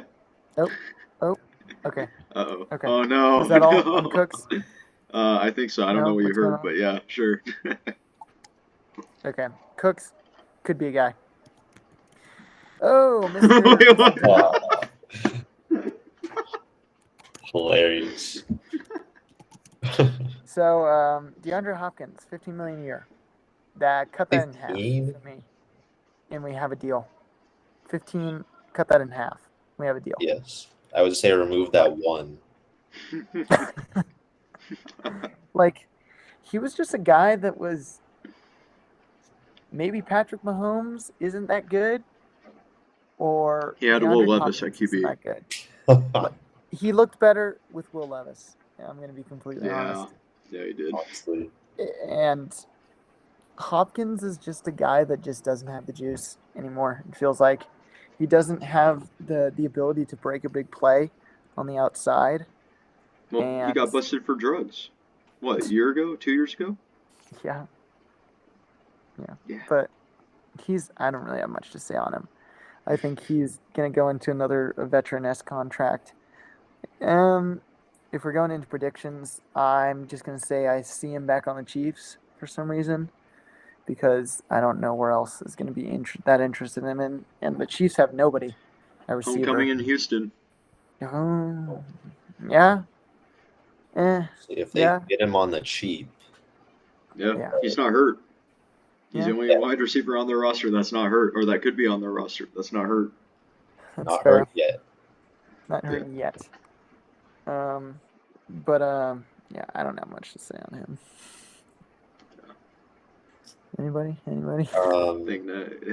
mean, Go ahead. real quick, similar to some of the other guys we've seen, Mike Williams, Amari Cooper, and Hopkins as well. Like once they leave their original team, their production just goes down. Although we did see Hopkins on the Cardinals, and he was pretty successful there. But all in all, I don't know. You definitely remember him on Houston more than Arizona, even though you could argue his career was better in Arizona just because of the production. But I'm not sure. I definitely feel like he's better on the Texans.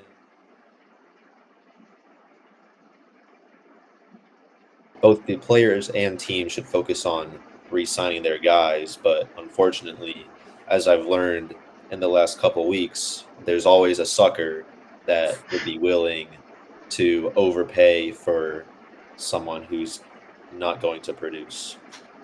Yep, that's DeAndre Hopkins in a nutshell. That moves us into Robert Woods. Bobby Trees! 99. Bro's got the Vanguard ability, bro. That kind of sums him up, bro. He's gonna be a guy that honestly I could see the Niners coming in and swooping up.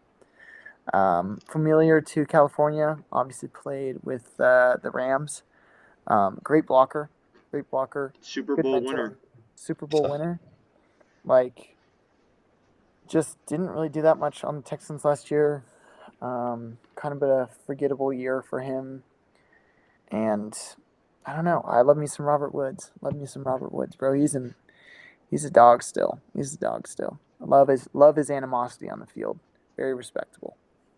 Yeah, unfortunately, he just hasn't produced the last couple of years. Part of also him leaving the Rams as well, just like I stated with the last three receivers. But I just like you said, Jordan, I definitely feel like he could come to the Niners on some sort of deal, although I don't think he'll be that big of a guy. Shanahan loves his blockers, but in terms of being a receiver, I don't know if he'll fit in as much. He'll just be here just because. I'm not sure. I definitely feel like this is a guy they'll be able to sign, but would it be worth it, though, is the main question. And right now, I would have to say no. Fair enough. I threw him on this list. Oh, sorry, Will. Yeah. Sorry. I don't know who this guy is. Disrespectful. I threw him on this list because I think he's still a fantastic run blocker. My only concern is he only went 20 receptions off of 30 targets for 203 yards, and he had 3 fumbles. Oh. No touchdowns. Ooh. Yeah, that's not the best. But him and Trent Taylor would be great, but like Aiden said, that's his role, that's his gimmick. He can do that. Can he be a receiver? I don't know. No, fair enough. Well, you kind of summed it up. Do we even know who this guy is anymore? I just don't know that guy. Okay. Well, let's see if you know this next guy. Elijah Moore, formerly of the Jets, transitioned over the Browns last year. Kind of was looking to kind of prove himself on the Browns. There was obviously a lot of question marks. At one point, Cedric Tillman was by far the number 1 overall receiver on this team. And Moore just flat out did okay. I think it's a little foul that Mike Williams is expected to get more money in free agency than a guy like Moore, since I feel like Moore's still got a lot left in tank. He's only 24. He turns 25 this month. 25? Yeah, I was about to say 25. 25 on the 27th. He's a guy that, is a 3. I think he could be a solid 3 on any team. He went out and had some solid games for the Browns, had some bad games for the Browns also, and a lot of the time was just kind of absent, like just not present in class, it seemed like, for this guy. But that was kind of the Browns' offense last year. But you look at these quarterbacks, you can kind of see why. Jameis Winston being arguably the best of this grouping is kind of sad. Deshaun, I hate you. Next person want to talk. Yeah, I'll just quickly. He was a second-round pick, if I remember correctly. Second or third, yeah. Second or third, yeah. So he had high expectations. I mean, depending on where he goes, we'll see what happens. But this is a guy that could still potentially hit his prime in the next year or 2 or 3. I'm not saying it's going to happen. I honestly would lean toward it won't happen. That's more what I'm leaning towards. But with these other receivers we see in the market, Elijah Moore definitely has the most potential, the highest ceiling. And we have to also consider the fact that he's played for 2 of the biggest dumpster fire organizations in the history of the NFL, that being the New York Jets and the Cleveland Browns. So a change of scenery is definitely much needed for him. And it's definitely, depending on where he goes, a situation and how happy he is with it, I definitely feel like there's quite a bit of an upside with Elijah Moore in the near future. I think a 2-year 12 is kind of like that perfect contract that I'd give him. Definitely more of a prove it deal. Moore is definitely a solid guy that can play in the inside. I love his inside route. His kind of inside route tree he can run. And I'd love him on the Steelers. I'll kind of say it with any free agents because I'm so desperate to get anybody on my team right now. But he's a guy that I think could work out in a solid role and kind of could be everything Robert Woods used to be at receiver for a team, just without the run blocking. And Moore can definitely hit his stride. And this is a guy that, depending on where he signs, if he were to sign with the Seahawks, but I don't know. I definitely think that would be a pretty good signing for the Seahawks. I'm not gonna lie. I'd be happy. I'd be very interested to see what he would do up there. Like I said, there can be all this talk about receivers, but I really am curious about how that quarterback room is going to develop and what that situation will look like up there long term. But Elijah Moore went to Ole Miss, and we also see Jackson Dart coming out. Yep. So that's possibly something to think about. Although they didn't play together, they just went to the same school. History matters. No doubt. History matters, man. Okay. Yeah. Whoa, Rondale Moore. I thought was honestly just shifty guy. Didn't even see him play last year. I remember when he got traded.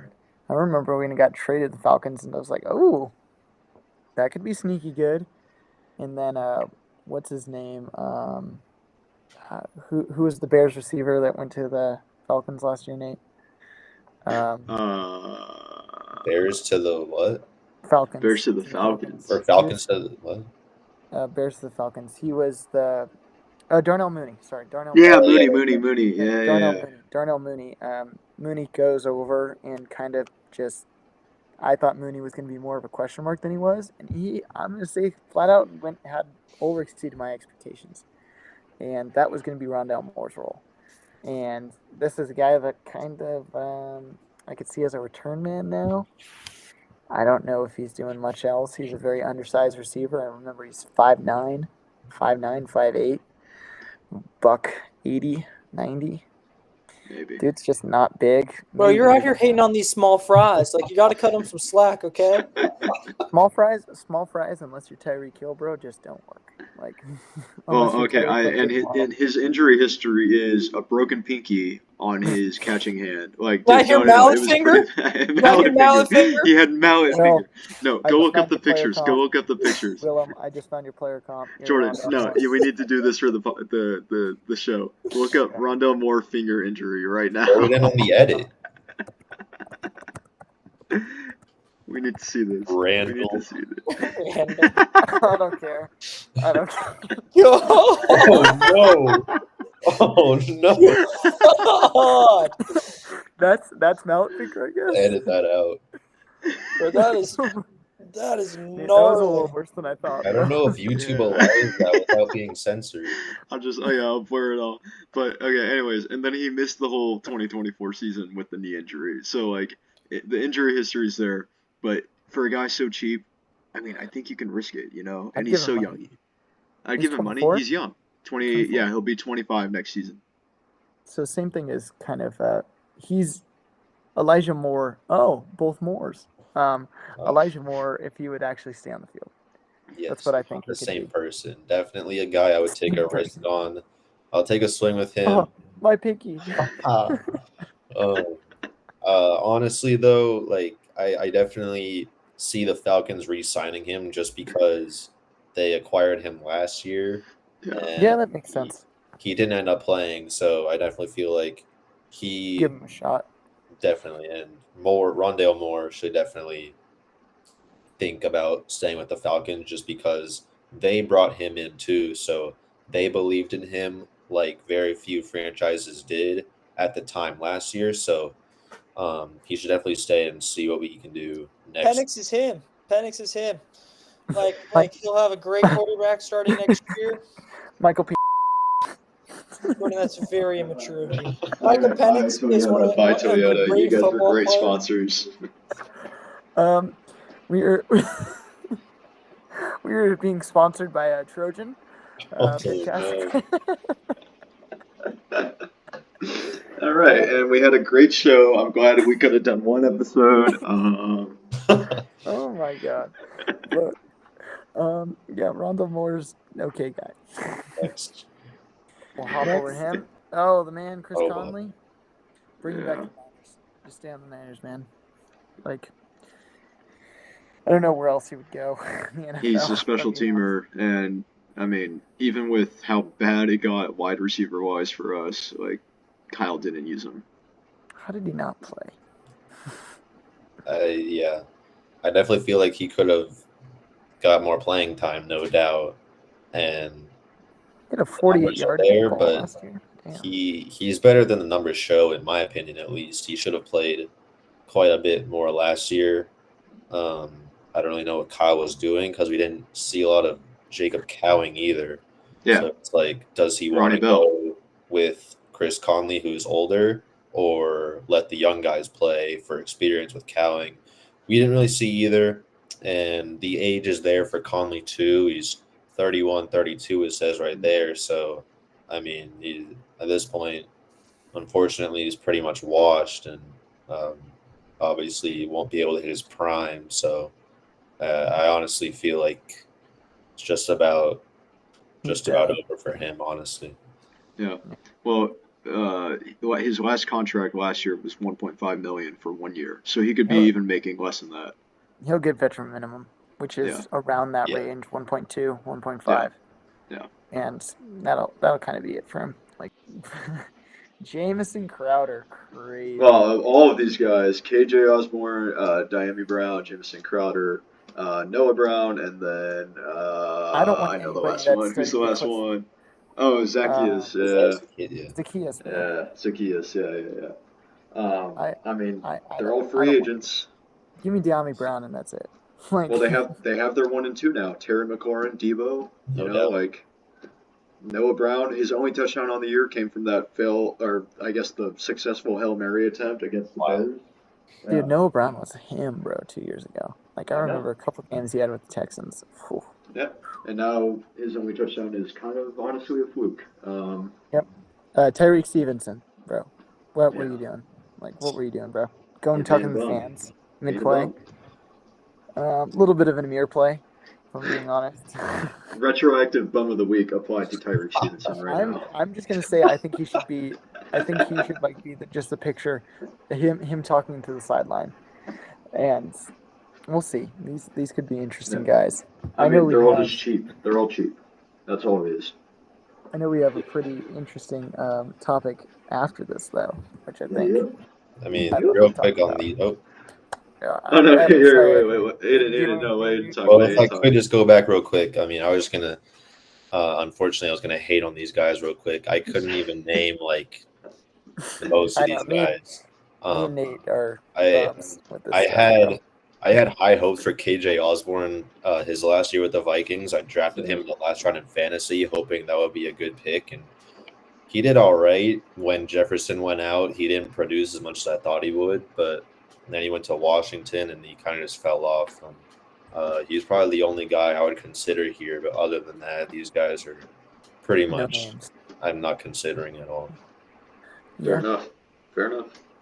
Okay, this comes to us getting ready to argue each other. I'm gonna go out and say the hot take: Jalen Hurts is the best quarterback on here. That's my hot take. All I have to say is that is an absolutely outrageous statement. I Wait, think hold on. Let me tell the group chat that they need to join now and enter this discourse.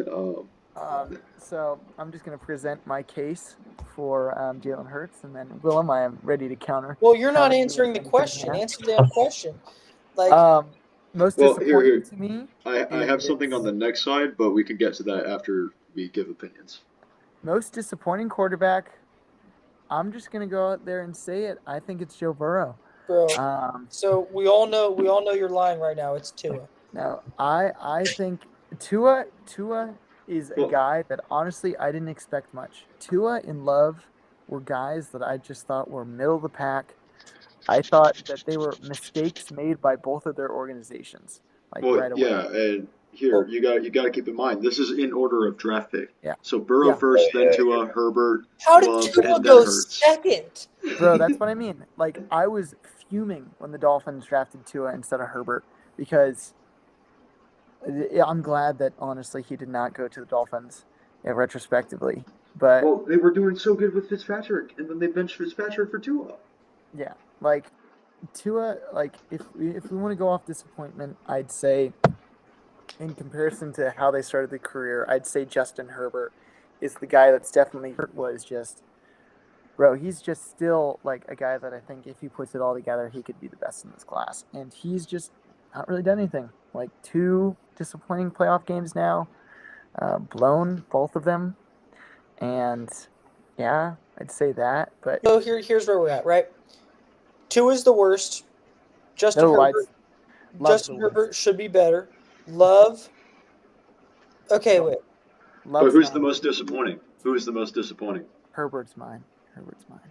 Based off when they first got drafted, I thought Herbert was going to lead the Chargers to the promised land, dethrone Mahomes, and he's not come close to that. Yeah, I'll let you guys give all your opinions, and then I got some stats I can want to see throw why out. you're saying he's the most disappointing, but at the same time, his physicality, his arm ability, He's a goat, man. Like I would rather watch Justin Herbert even if they lose over Tua and the Dolphins 9 times out of 10. That's just me. That's and just based off last year, I'd have to agree with that. The fall off for Tua going into last year, obviously the injuries have been pretty bad. But yeah, that's all you guys. And so I'll just hit on I'm Burrow. also going to say with the addition of a fine young Ladarius Mack on the on the Chargers, like anything is possible. Ladarius, dude, he is. Hey, bro, we're talking about some, obviously the Cooper DeJeans of last draft, those white position group guys just coming out and balling out. I'm just gonna say I was more impressed by Lad McConkey throughout the year compared to Cooper DeJean. One of my amazing fantasy drafts of last year, Mm-hmm. putting in the numbers day in day out. Lunch pill type of guy. Yeah. Aiden, what did you have to say? Yeah. My answer for most disappointing is Tua, and Ooh, yep. Herbert is a close second, and everyone else is kind of pretty wait. high above them. But in my opinion, for Tua, coming out of the draft from Alabama, he was labeled as the best deep ball thrower in like ever, like that was coming out of the draft, like that we've ever seen. Yeah, And he could throw, man. now in the NFL, we see him underthrowing every single deep ball, then it's not even funny. Like That's true. having the two fastest receivers in the game, Tyreek Hill and Jalen Waddle, you have to be able to hit those guys in stride on a go or a post over the safety. And we see Tua miss those guys. Well, not miss, but he underthrows them constantly. And it's a little disappointing, in my opinion, just because hitting those guys in stride would be so much better than, underthrowing, and somehow those guys end up getting a pass interference call because he underthrows. And because of that, I mean, his college versus NFL comparison is completely different, and it's definitely something that I wasn't expecting from him, and that is why I feel like he's been the most disappointing, even though him and Herbert have the same amount of playoff wins. I'm gonna throw in a controversial opinion. I A dub take. a Dub take. First dub dub take of the day. Yeah. dub take. What I Wait, have to say. dub? What I have to say is, look. Now, out of all the quarterbacks who were drafted in this list of 5, right? You have Joe Burrow, who is a man who makes his own destiny, right? Left Ohio State, went to LSU, Really, forged his his own own path destiny? after realizing. I mean, he's an Ohio kid. He is an Ohio kid, and after he realized he was not going to get playtime at Ohio State, he said, "I'm sorry." He Oh, said, "I'm leaving. Great. Go to LSU to be a dog," and he did that, and he is good enough that he has trained himself. Okay, moving on. Tua is a little bit of a bum, but like Aiden said, very highly rated. Should have been doing better. Justin Herbert, great arm. One of Oregon's all-time great quarterbacks. Maybe a little disappointing. Like you said, like going back to Joe Burrow for a second, Right. we all wish he could have had a Super Bowl by now. But everyone's underperformed. But I'm gonna point out, I don't think anyone has underperformed based on expectations. Maybe more than Jordan Love. Now, when Jordan Love was drafted, people were saying that he might be like, oh my gosh, Green Bay did it again. They could have 3 potential Hall of Fame quarterbacks. like that's a headline I heard. And I let, thought that. Like, let me, that no, was... and I agree. But also, who got to sit behind Aaron Rodgers, Super Bowl winning quarterback, and got that experience, Fluke. that service, and that tutelage? None of the other quarterbacks had that, and I really think that considering he did not live up to those expectations, that he could have.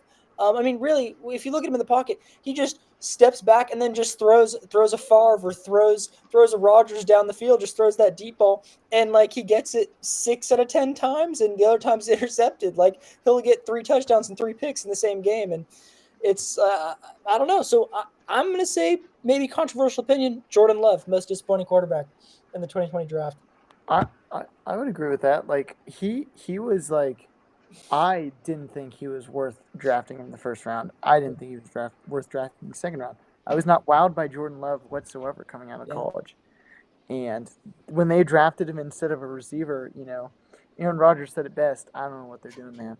But like, yeah. And Green Bay traditionally has one of the best front offices in the league. So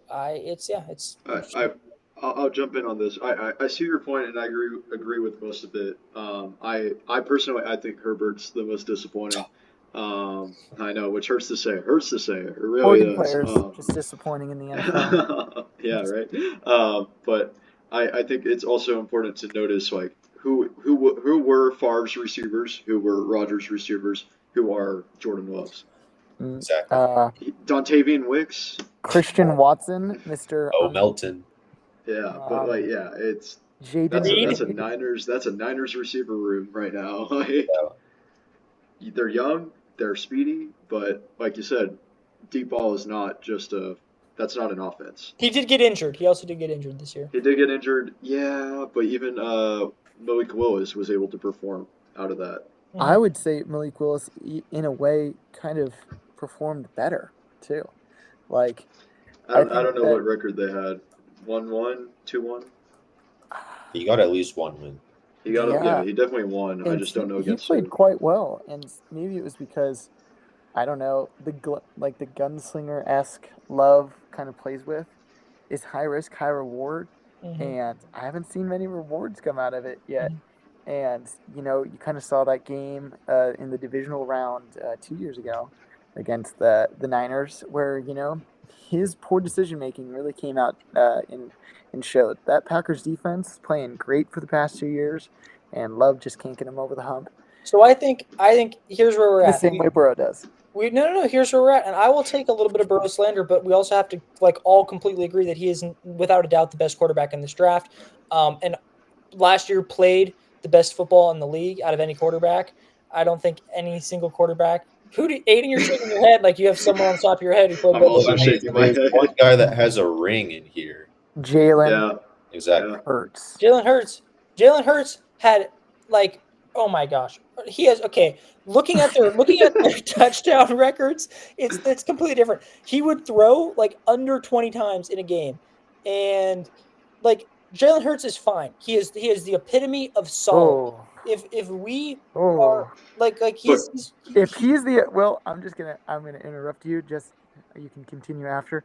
If he's the epitome of fine, what is Joe Burrow then? Joe Burrow is excellent. He's excellency.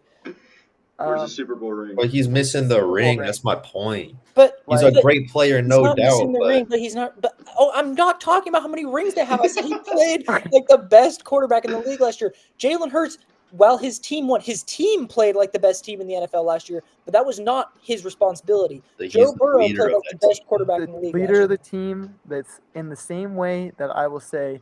In 2021, Deshaun Watson, I'd argue, had the best quarterback season that year. Arguably, they went 3-13. And he can still have played like the best quarterback in the league. But unlike Deshaun Watson, the Bengals would have won 1, maybe 2 games without Joe Burrow at the head. They did with Chase Brown. Or yeah, not Chase Brown. I was about to say guy. they almost made it. They were closer to making the playoffs with Jake Browning. Jake Browning. They were last year.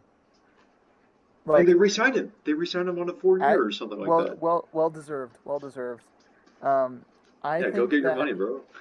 I think that you take Jamar Chase, who I think is the best receiver in football, obviously, away from Joe Burrow. Is he really better than Herbert? Bro, T. Higgins is better than Herbert. T. Higgins. I agree. But also you have to look at the weapons. Tua does have Tyreek Hill. Tyreek Hill fell off last year. Who did Justin Herbert have last year? McConkey. Other than McConkey? Quentin Johnston. Oh boy. Yeah. Falls off. Okay, I'm gonna wait. I'm gonna throw this real quick. Oldest. Hurts is the only non-first round pick in that draft. Yeah. Respect, bro. Out of those 5. Respect. That's why I think he's the most impressive quarterback out of this draft. And you guys know how much this hurts me to praise an Eagles player. Yeah. Okay. And he exceeded the expectations of the draft. He was a guy that constantly got flipped in and out at Alabama. Obviously, him and Tua competing for that quarterback role. Him playing in the national championship, then getting taken out of the national championship. One of the craziest things I've seen in college football, that dynamic. Yeah. And Hurts kind of way to say you build a system around you. I'd say Burrow did that same thing with the Bengals. But Hurts is such an overpowered play in the tush push that the NFL is currently trying to ban it. But that is not a quarterback skilled play. If it wasn't, hold that thought.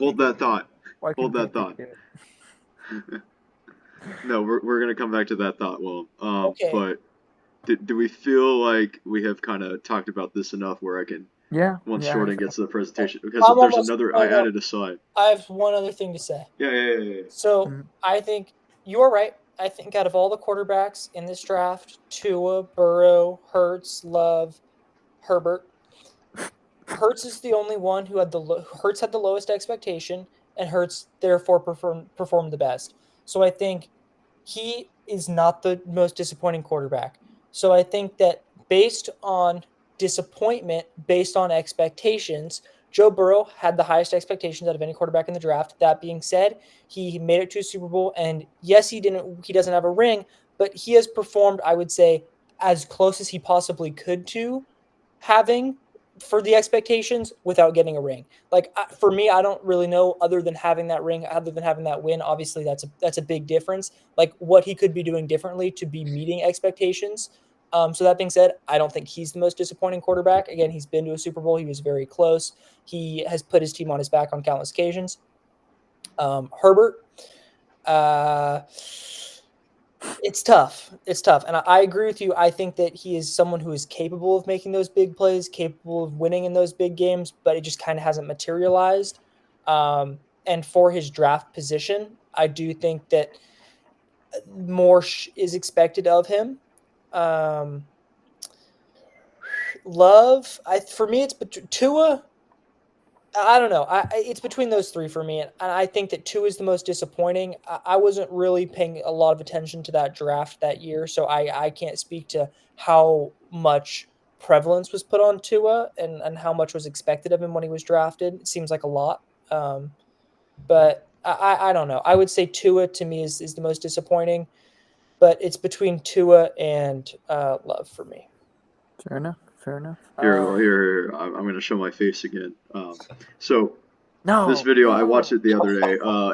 Anthony Lawson, he did a phenomenal job. Shout out Anthony. And in it, he kind of describes this performance profile, which I learned about in my sports psych class on Monday, where you'll have an athlete pick their top 8, 10, 20 traits of what they think is important for their skill, and then they rate themselves by shading it in. And in Anthony Lawson's video, he says this is the way to approach it. He doesn't outright say the performance profile, but he says, in order to talk about QB controversy, QB discourse, rate them on 10 traits, 10 items. So I have blank ones. Maybe when we're in person, we can all fill these out to see where we rank everybody. But instead of having the players do it, we don't know Burrow, we don't know Herbert. They're not going to do this. We should do this. We could do it. We should do this on Sunday. So here's the 8 traits I picked out for just this template I found. See a lot of Hurts on here. Yeah. Hurts, well, so these are measurable though. Hurts. You can measure these. You can measure these, and that's what makes them good because we have the stats to back it up. So like I could say Herbert's a 10 in everything. Stats don't mean that though. That's what I'm saying. But mental belief, Nathan. Like if you believe you're a 10, you're a 10. It's the first step of the process. No, here's what we do. We all do it. We all average it, and then we see what the stats say, and then that's how we rank them. I think we could do that. Merely I think completion percentage. Yeah. Where are we quitting?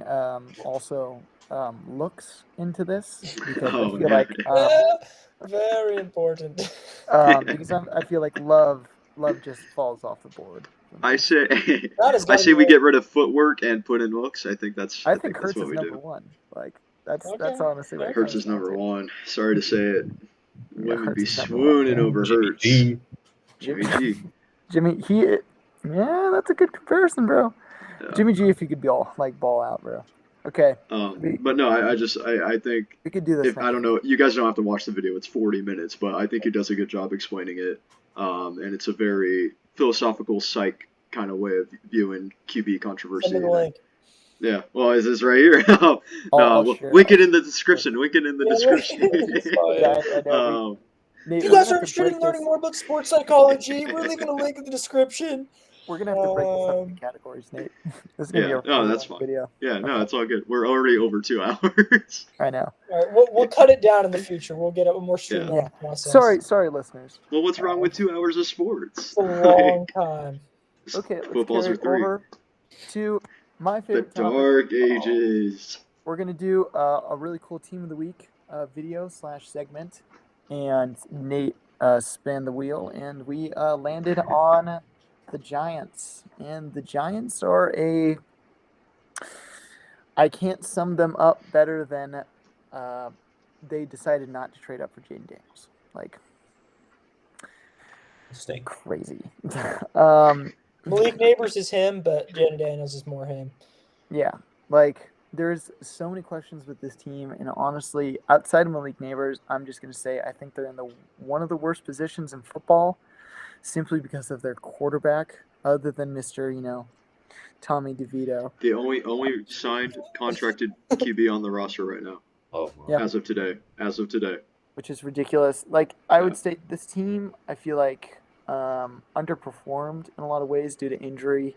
They obviously could stick in games. Like I remember that Bengals game, and that defensive front really kept them in the game. Like Dexter Lawrence, Who's their guy? 97, Dexter Lawrence, bro. Dexter Lawrence. Sexy Dexy. Like Dexter Lawrence I honestly would have given him the vote for Defensive Player of the Year, regardless of team record. He's very good, but I'll also have you know that Joe Burrow ran like a 90-yard touchdown in that game. He did, and did nothing else. I'm just. All right, so on this chart, where does that rank? Is this a 10? Yeah. Is this a 9? I would say 10. Yeah. But the Giants are a team that honestly, I think this is a Shadur Sanders or Cam Ward. And if they're drafting Shadur Sanders, then they need to reevaluate their team, because this is not a team that can be built for Shadur Sanders, I believe. Simply because of the main problem on this team, which is the offensive line, which is one of the most heavily invested in offensive line if we're talking overall draft capital over the last couple of years, that has just underperformed in every single metric possible. And that has to do a lot with left tackle Andrew Thomas, who is a fantastic player but just couldn't stay on the field. And I don't know. This is a team where I don't know what they should do going into this next year. Like, they've made so many mistakes. Like, they're the kind of laughing stock of the NFL. Every player that plays on the Giants leaves and plays far better. Saquon Barkley proving that. And this is a very, very dark age, medieval time scenario for this team. And I think they're about to clear house. Like, Dexter Lawrence might get moved. They traded a second-round pick just to suck this year for Brian Burns. Like, very, very sad. So, on drafting a QB, there was rumors that they trade up. Do you think Shadur falls to them? Do you think they even have to trade up? How far would they have to trade up? The rumors were second pick. 2 picks. Top I think 3. they'd have to trade up. Or They're at Shadur? 4 or 5. Shadur is Or going Shadur. second? The rumors were they wanted Crazy top behavior. 5. I don't believe it. I know, right?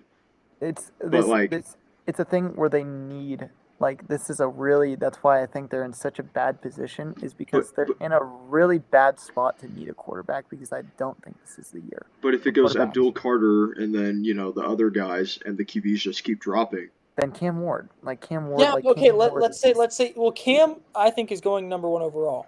I agree. I think Abdul. I'd say also Abdul Carter, because I think the Titans trade out. I think Titans are trading out of the first overall pick because they have this weird infatuation with Will Levis. And I don't think they're in the right position to draft a quarterback. And even though apparently Cam Ward did really good in the interview process, he's a really, really, really risky guy. Bro, you can't say that just because he kissed another man. No. Fake video. Bye, sponsors. Bye, Toyota. Hello, Trojan. And Grinder. Like, this is this is a really interesting draft year, but I just don't still think it's a quarterback year. It's not a quarterback year. It never will be ever again. Okay. Hot. Dub Wait tape. for DJ Lagway, bro. Wait for Dub DJ tape. Lagway. That's the Florida boy. here. Oh no, Lagway. No, you're right. DJ Lagway is. Let's say Cam. Let's say Shadur. Let's say Jackson. All get taken. Bro, this division Quinn. is Jaden Daniels and the Early. Eagle. No. Like, they're Second getting round. Second round. Then Quinn Ewers. Giants have picked someone else. No. Dylan Gabriel. Dylan Gabriel on the Giants. Willem, I can see it working. I absolutely. He love may you as not be a brother. Giant. Willem, but I love you as a brother. Dylan Gabriel, if he goes before the 6th round, is going to be a reach and a half. He underperformed so heavily in the combine, and unless he went out there and was Kyler Murray, dude is not getting drafted, sniffing the first 3 rounds. Bro, And he underperformed at Oregon in a lot of ways bro, last year. you're talking to the 2nd overall QB in the nation, QBR rating of like 87, completion percentage rate of 72, Heisman finalist. 3,412 passing yards. Ohio Oh. State. Yeah, and how did Will Howard do at the combine? Actually better Ooh. throwing drills than Dylan Gabriel. I don't believe it. And Dylan Gabriel can't throw deep. I mean, I'm he sorry. can. Heisman Can't finalist though. Yeah. In a terrible straight. year for the Heisman. Like, this should have been an Ashton year. Like, Ashton Jensen. This- No, okay, we're off topic, but he did not deserve the Heisman. Ashton Jensen. That is a dope take, if I do say so myself. Yeah. Hot take. Bro, Hot he take played from nobody. Like, You're right. Oregon did suck. That is true. He did play nobody. yeah. And Oregon won. He got what, 2 touchdowns? Like, he had 1 good game, and then after that he played like nobody. 200. He did have 200 yards against Oregon, though. Yeah, in Oregon's 2nd game of the season, they were not ready, and they still won. And that is unfortunate for Oregon. That being said, that was the only real team that they played, and Oregon wasn't even ready, and they still won. Okay. And I think that kind of carries us over into